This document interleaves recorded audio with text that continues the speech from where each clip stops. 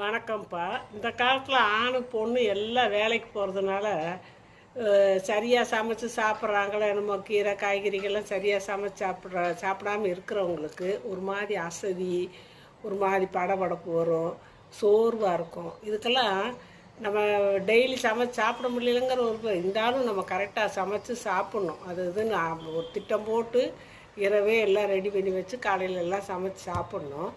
இருந்தாலும் இது ஒன்று நீங்கள் ஈஸியாக செய்யலாம். என்னன்னா எள்ளு, ஒருத்தருக்கு ஒரு ஸ்பூன் எள்ளு, கருப்பு எல்லையும், இந்த அத்திப்பழம் இருக்கு இல்லையா, அத்திப்பழம் ஒரு 3 பழம், பேரிச்சம்பழம், அது காஞ்ச பேரிச்சம்பழமாக இருந்தால் பரவாயில்ல, காய் பேரிச்சம்பழமாக விற்கும். அது இல்லாட்டி சும்மா சாதா பேரிச்சம்பழம் கூட எல்லாத்தையும் நைட்டில் குடிக்கிற தண்ணி நல்லா சுத்தமாக கழுவிட்டு குடிக்கிற தண்ணியில் ஊற வச்சுருங்க. அளவு அது ஊறுற அளவுக்கு ரொம்ப வேண்டாம், ஊறுற அளவுக்கு ஊற வச்சுருங்க, மூழ்கிற அளவுக்கு. காலையில் எழுந்திரிச்சு பழு தேய்ச்சிட்டு அதை சாப்பிட்ருங்க. சாப்பிட்டுட்டிங்கன்னா உங்களுக்கு அந்த ஊட்டச்சத்து, இரும்பு சத்து எல்லாம் உடம்புல சேர்ந்து அந்த இசதியெல்லாம் இல்லாமல் போயிடும்.